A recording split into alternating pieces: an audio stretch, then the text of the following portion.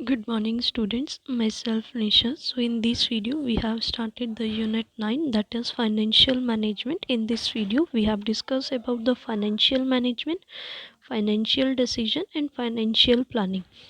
So we have studied about it. So one by one we have studied. So let's start. First, financial management क्या होता है उसका meaning है it refers to that branch of management which is concern with the effective acquisition and use of money कि ये क्या है एक ब्रांच है मैनेजमेंट की जो कंसर्न करती है कि उसमें जो इफ़ेक्टिव एक्विजिशन हो और जो यूज़ है जो है मनी का वो इफ़ेक्टिव वे में हो ताकि जो मैनेजमेंट को काम करना है वो फाइनेंशियली जो है सब कुछ अच्छे से हो सके। सो जो मेजर गोल होता है बिजनेस का किसी भी का वो कंसर्न करता है कि वो प्रॉफिट करे फॉर इट्स ऑनर के लिए by selling goods and services. उस गोल तक पहुंचने के लिए हमें फाइनेंस की जो है वो ज़रूरत होती है। सो हम ये कह सकते हैं दैट फाइनेंस जो है वो इस एक जो है सोल है ऑफ एनी बिजनेस कंसर्न का। So keeping this in view जो प्रॉपर मैनेजमेंट है फाइनेंस की वो एब्सोल्युटली जो है वो नेसेसरी है। ठीक है, तो आपको अब ये समझ आ गया होगा कि फाइनेंशियल मैनेजमेंट क्या होता है। सो नेक्स्ट आता है अब इसमें कि रोल क्या है ऑफ फाइनेंशियल मैनेजमेंट का। फर्स्ट आता है डिटर्मिनेशन ऑफ फिक्स्ड एसेट्स। जो फिक्स एसेट्स होती हैं वो इम्पोर्टेंट कंट्रीब्यूशन होता है प्रॉफिट्स में से ऑफ बिजनेस ऑर्गेनाइजेशन का। सो अंडर फाइनेंशियल मैनेजमेंट जो टोटल इन्वेस्टमेंट है वो फिक्स्ड एसेट्स होती है और एवरी इज सेपरेट जो फिक्स्ड एसेट है उसको डिटरमाइन किया जाता है। For example if it has been decided कि हमने ये डिसाइड कर लिया है कि जो कैपिटल बजटिंग है उसको इन्वेस्ट करना है रुपीज़ 500 करोड़ में से, तो उसमें जो है इंक्रीज़ हो जाएंगे रुपीज़ 500 करोड़ जो हमारी फिक्स्ड एसेट्स होंगी। सो ये था इसका determination of fixed assets. Second आता है डिटर्मिनेशन ऑफ करंट एसेट्स। इसमें क्या है जो करंट एसेट्स हैं उनकी ज़रूरत पड़ती है हमें डे टू डे ट्रांजैक्शंस के लिए बिजनेस के। सो अंडर फाइनेंशियल मैनेजमेंट जो टोटल इन्वेस्टमेंट है हमारी इन करंट एसेट्स की एंड जो एवरी सेपरेट करंट एसेट है उसको जो डिटरमाइन किया जाता है। फॉर एग्जांपल इफ़ द जो इन्वेस्टमेंट है करंट एसेट की वो रुपीज़ हमारी 100 करोड़ है। So it then it will be determine उसको जो डिटरमाइन किया जाएगा कि that how much should be invested in cash stock and debtors की कितनी कैश में इन्वेस्ट हुई है कितनी स्टॉक में और कितनी डेटर्स में। तो वो होती है हमारी determination of current assets.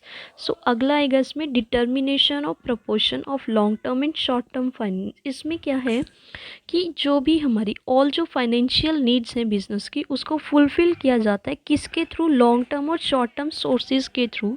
So under financial management जो एक प्रोपोर्शन है बोथ फाइनेंशियल रिसोर्सेज का उसको डिटरमाइन किया जाता है।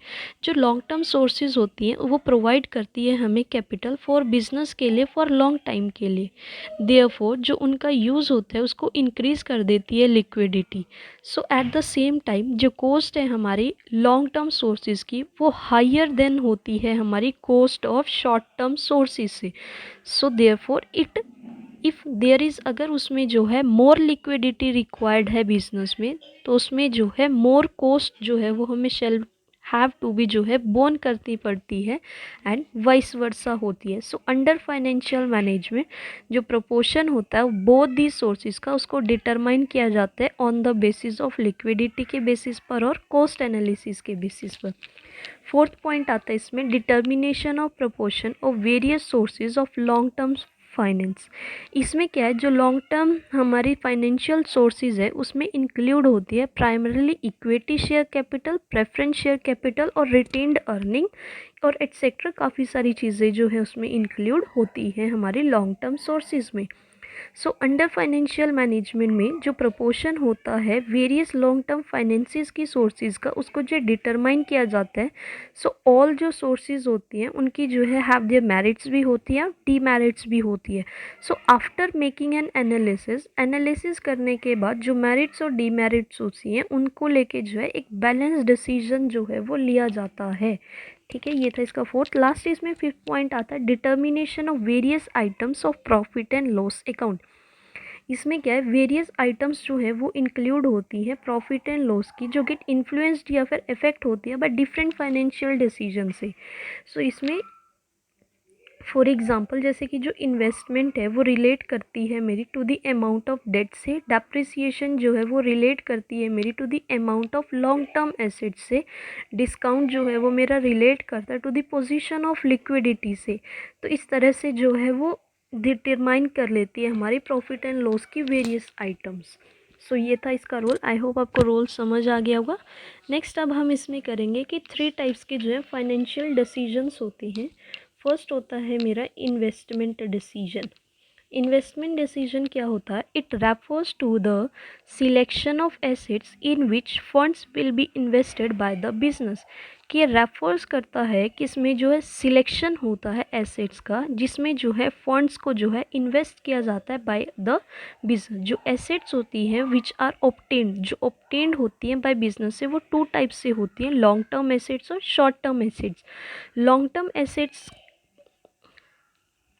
क्या है? हमारी जो लॉन्ग टर्म इन्वेस्टमेंट डिसीजंस लिए जाते हैं उसमें क्या आएगा? वो रेफ़र करता है हमारा कैपिटल बजटिंग डिसीजन से। इट रिलेट करता है वो हमारा टू इन्वेस्टमेंट करती है हमारी इन लॉन्ग टर्म एसेट्स में। For example buying a new machine, कि मुझे जो है न्यू मशीन जो है वो मैंने खरीदी फॉर सम पर्पज़ के लिए। जो फाइनेंशियल मैनेजर है वो एक कंपैरेटिव स्टडी करेगा उसकी, कि उसके वेरियस अल्टरनेटिव्स क्या अवेलेबल हैं मार्केट में, किस बेसिस पर, उसकी कॉस्ट और उसकी प्रॉफिटेबिलिटी बेसिक के बेसिस पर। जो ये डिसीजन होगा वो बहुत ही इम्पॉर्टेंट होगा, जो इफ़ेक्ट करेगा हमारी अर्निंग को बिजनेस की ओवर द लॉन्ग रन के लिए। तो इसको बोला जाता है लॉन्ग टर्म इन्वेस्टमेंट डिसीजन। फिर इसमें सेकेंड है शॉर्ट टर्म इन्वेस्टमेंट डिसीजन। ये क्या है? ये हमारी एक वर्किंग कैपिटल मैनेजमेंट को जो है रेफ़र करता है। ये मेरा रिलेट करता है इन्वेस्टमेंट से शॉर्ट टर्म एसेट की, जैसे कि कैश हो गया, स्टॉक हो गया, डेटर्स हो गया, एट्सेट्रा। जो फाइनेंशियल मैनेजर है वो इंश्योर करता है कि दैट देयर इज़ जो है वो सफिशेंट इन्वेस्टमेंट होती है इन दीज एसेट की, और वो जो है इफ़ेक्ट करता है मेरी लिक्विडिटी पोजीशन को बिजनेस की फॉर सम पर्पस के लिए, जो रिलेटिव प्रॉफिटेबिलिटी और जो लिक्विडिटी है दिस एसेट्स की, उनको जो है कंपेयर किया जाता है। सो ये था मेरा इन्वेस्टमेंट डिसीजन। सेकंड आता है मेरा फाइनेंशियल डिसीजन। फाइनेंशियल डिसीजन क्या होता है मेरे? It refers to the determination as to how the total funds required by the business will be obtained from various long term sources। कि रेफर्स करता है कि इसमें डिटर्मिनेशन होता है कि दैट एज टू हाउ, कैसे जो है टोटल फंड्स जो है वो रिक्वायर्ड होते हैं बाय द बिजनेस के लिए, जिनको ऑब्टेन किया जाता है from various long term sources से। जो लॉन्ग टर्म फाइनेंस सोर्सेज है वो चीफली इंक्लूड करते हैं मेरे equity share capital, preference share capital, retained earning, debentures, long term loans etcetera. So जब हम एनालाइज करते हैं कॉस्ट और बेनिफिट का, ऑल सोर्सेज जो है वो मेड की जाती है। फॉर एग्जांपल जो डेट कैपिटल है, जिसमें इंक्लूड होते हैं मेरे बोथ डिबेंचर्स और लॉन्ग टर्म लोन्स। सो जो मेरे डेट कैपिटल है वो चीपेस्ट सोर्स होती है, चीपेस्ट है ऑफ ऑल द सोर्सेज में से जो मेरे डेट कैपिटल होती है। हाउएवर जो रेगुलर पेमेंट होती है मेरी इंटरेस्ट की एंड जो रिफंड ऑफ कैपिटल होता है वो कांस्टेंट होता है, बर्डन होता है ऑन द कंपनी में। ऑन द अदर हैंड जो कंपनी है वो फ्री होती है in respect of the payment of dividend में और refund of equity share capital में। But because of the presence के कारण, of great number of presence of equity share holders के कारण, उसमें जो पॉसिबिलिटी होती है कंट्रोल की वो गेटिंग लैक्स हो जाती है, कम हो जाती है। अपार्ट फ्रॉम दिस, इसके अलावा भी जो इक्विटी शेयर कैपिटल है वो कॉस्टलेस होती है ऑफ ऑल देम्स में से। सो इन दिस वे में अगर आफ्टर मेकिंग एन एनालिसिस करने के बाद वेरियस फैक्टर्स को, जो प्रोपोर्शन होता है मेरा long term sources of capital का, उसको जो है डिटरमाइन किया जाता है। ये थी फाइनेंशियल डिसीजन। नेक्स्ट आता है इसमें डिविडेंड डिसीजन। डिविडेंड डिसीजन क्या होता है मेरा? It refers to the determination of how much part of the earning should be distributed among share holders by the way of dividend and how much should be retained for meeting future need as retained earning.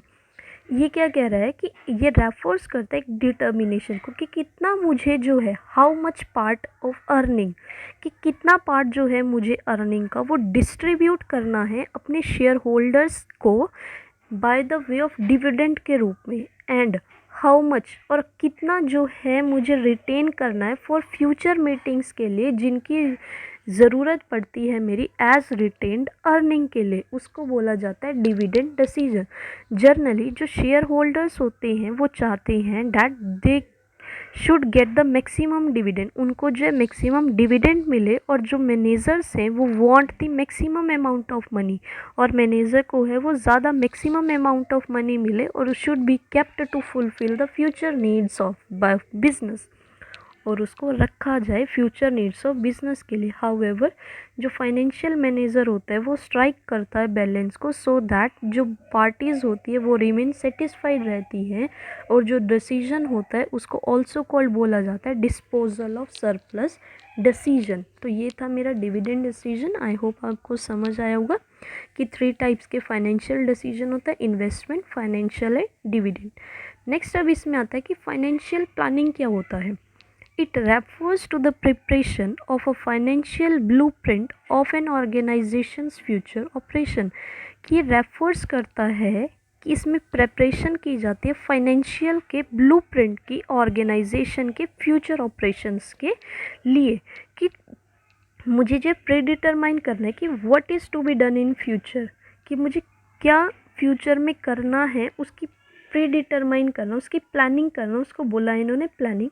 जो financial manager होता है वो formulate करता है उस plan को regarding किसके regarding, future financial requirement के रिगार्डिंग, उसकी प्रोक्योरमेंट के रिगार्डिंग और उसकी यूटिलाइजेशन के रिगार्डिंग। तो फाइनेंशियल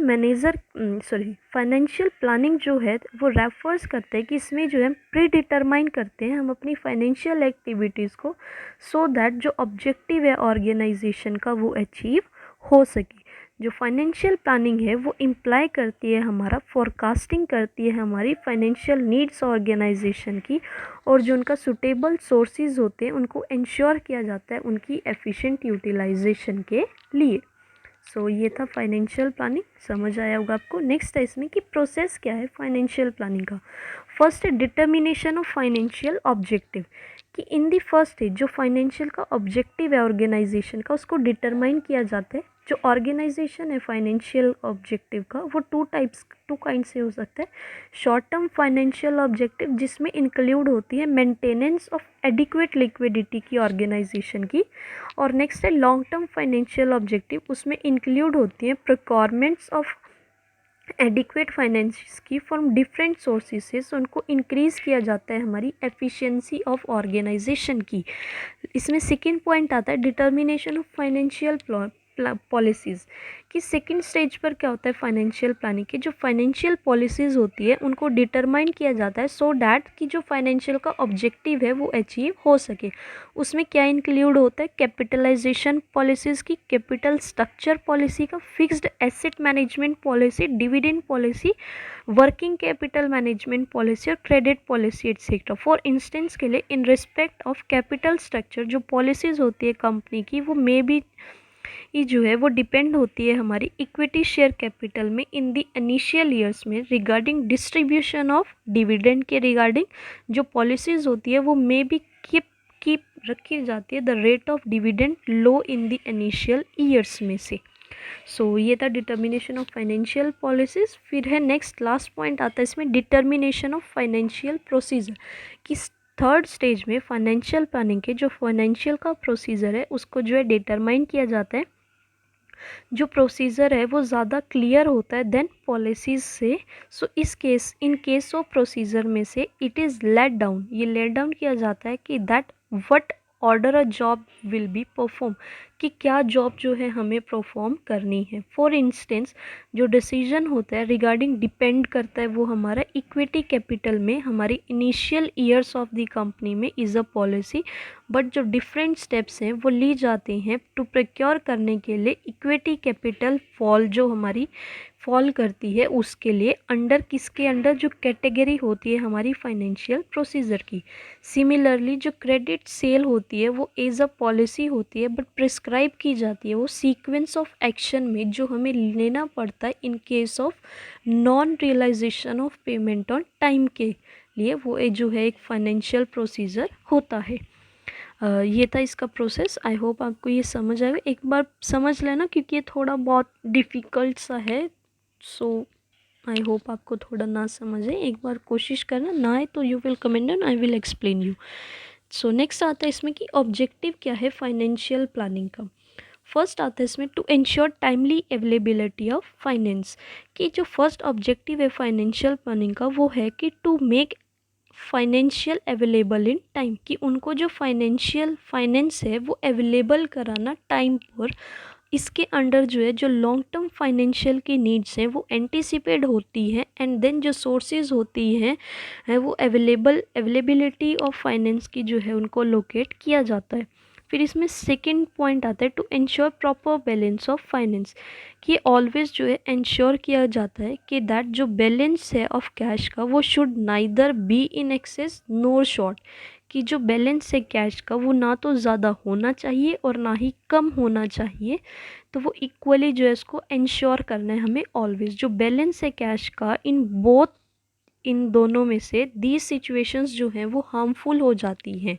सो इसलिए जो है हमें इंश्योर करना है कि जो बैलेंस है फाइनेंस का वो प्रॉपर हो।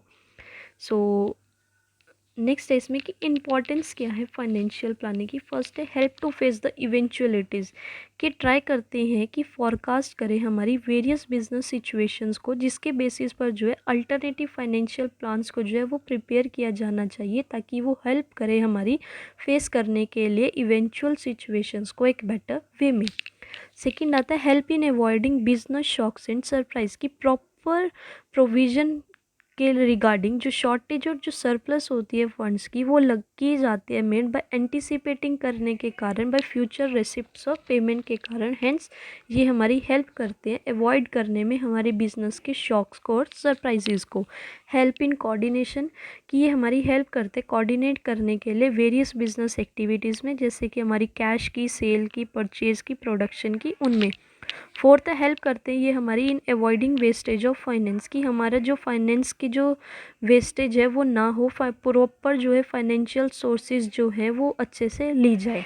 फिर आता है help to link the present with future, ये हमारी हेल्प करते हैं हमारे प्रेजेंट को फ्यूचर के साथ लिंक करने के लिए। बाय डूइंग सो ये हमारी हेल्प करते हैं ताकि हम मिनिमाइज कर सकें अपने फ्यूचर की अनसर्टेनिटीज़ को। फिर इसमें 6 पॉइंट आता है help in creating link between investment and financial decision, की हमारी हेल्प करते हैं डिसाइडिंग करने में दैट वेयर टू इन्वेस्ट, हमें कहाँ इन्वेस्ट करना है, from where the required funds will be made available, और कहाँ से हमें जो है फंड्स जो है वो रिक्वायर्ड हो सकते हैं। सो ये हमारी उसमें जो है हेल्प करते हैं। लास्ट पॉइंट आता है इसमें फाइनेंशियल कंट्रोल, कि ऑल फाइनेंशियल एक्टिविटीज़ को जो है वो केप्ट किया जाता है under complete control with the help of financial planning के। सो अंडर इट जो स्टैंडर्ड होता है हमारा फाइनेंशियल परफॉर्मेंस का वो सेट होता है, और जो एक्चुअल परफॉर्मेंस होती है उसको कंपेयर किया जाता है हमारी स्टैंडर्ड के साथ। सो जो डेविएशंस और उसके जो कॉजेज़ होते हैं उसको ट्रेस किया जाता है और एक करेक्ट मेज़र जो है वो लिया जाता है। सो ये थी इसकी इम्पोर्टेंस। आई होप आपको इसकी इम्पोर्टेंस जो है वो समझ आई होंगी। So thank you so much. If you like it then please subscribe my channel, like, comment and share. Thank you.